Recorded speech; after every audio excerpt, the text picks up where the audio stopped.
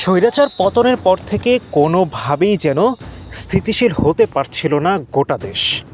অজানা কোনো অদৃশ্য কালো থাবায় রাষ্ট্র যেন প্রতিনিয়তই তলিয়ে যাচ্ছিল গহীন আধারে, অতল গহ্বরে।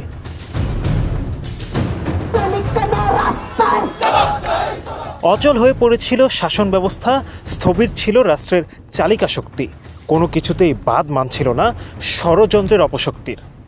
কোনো কৌশলেই মিলছিল না কোনো সমাধান। অসুস্থ রাষ্ট্র, সমাজ ও জনগণ। ঠিক এমনই এক ক্রান্তিক্ষণে দুজন বিচক্ষণ নেতৃত্বের সংলাপে বেরিয়ে আসে সংকট উত্তোলনের সমাধান। দিনটি ছিল 13 জুন। সেদিন বাংলাদেশের রাজনৈতিক অঙ্গনে বহুল আলোচিত ও প্রত্যাশিত একটি ঐতিহাসিক মুহূর্তের সাক্ষী হলো লন্ডন। সেখানে অন্তর্বর্তীকালীন সরকারের প্রধান উপদেষ্টা ডক্টর মোহাম্মদ ইউনূস এবং বিএনপির ভারপ্রাপ্ত চেয়ারম্যান তারেক রহমানের বৈঠকে এক দীর্ঘস্থায়ী অনিশ্চয়তা ও রাজনৈতিক বিভাজনের অবসান ঘটানোর ঘোষণা আসে।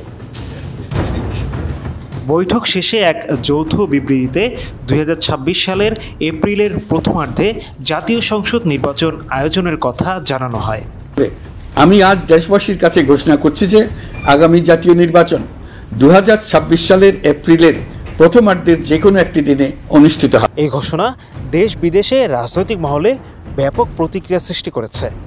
অনেক বিশ্লেষক বলছেন 13 জুনের এই বৈঠক বাংলাদেশের রাজনীতিতে একটি মোড় ঘুরিয়ে দিয়েছে। রাজনৈতিক সংকটের মাঝে এমন ঐক্যমুখী সিদ্ধান্তকে তারা যুগান্তকারী পদক্ষেপ হিসেবে দেখছেন। আমরা চাই বাংলাদেশের জাতীয়করণ হওয়ার জন্য। গণঅভ্যুত্থান পরবর্তী সময়ে দেশের চলমান প্রশাসনিক জটিলতা, আইন শৃঙ্খলার অবনতি এবং বিভাজিত মতাদর্শের মধ্যেও এই বৈঠক একটি বড় ধরনের সমঝোতার ভিত্তি রচনা করেছে। বিশেষজ্ঞরা বলছেন, গান্ধীর ঐতিহাসিক গোলটেবিল বৈঠকের মতোই এই লন্ডন বৈঠক একটি বৃহত্তর জাতীয় স্বার্থে সংলাপ ও সমঝোতার প্রতীক হয়ে উঠেছে। বিএনপির অভ্যন্তরে ও সমর্থকদের মাঝে এই বৈঠক স্বস্তি ও আশাবাদ তৈরি করেছে। তারেক রহমানের রাজনৈতিক পরিপক্কতা ও নেতৃত্বের প্রতি আস্থার বহিঃপ্রকাশ এই বৈঠকে পরিলক্ষিত হয়েছে।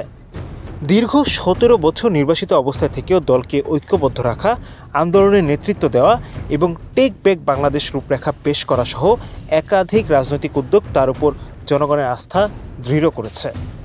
দলের শীর্ষ পর্যায়ের নেতাদের বরাতে জানা গেছে, খুব শিগগিরই তারেক রহমান দেশে ফিরবেন।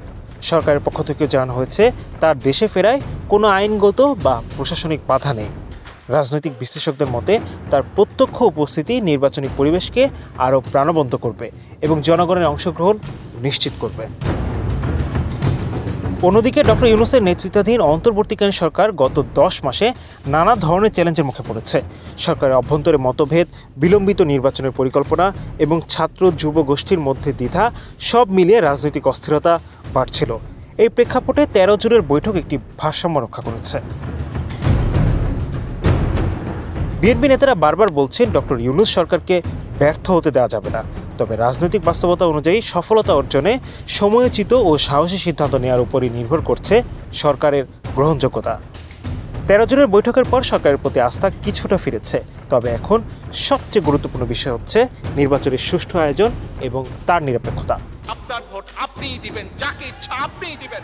জনগণের প্রত্যাশা এখন একটাই, তারেক রহমান যেন দেশে ফিরে নেতৃত্ব দেন, সংস্কার রূপরেখা বাস্তবায়ন করেন এবং দেশের ভবিষ্যৎ বিনির্মাণে প্রত্যক্ষভাবে অংশ নেন। 13 জুনের এই বৈঠক এই প্রত্যাশাকে বাস্তবতায় রূপ নেওয়ার পথ প্রদর্শক হয়ে উঠেছে।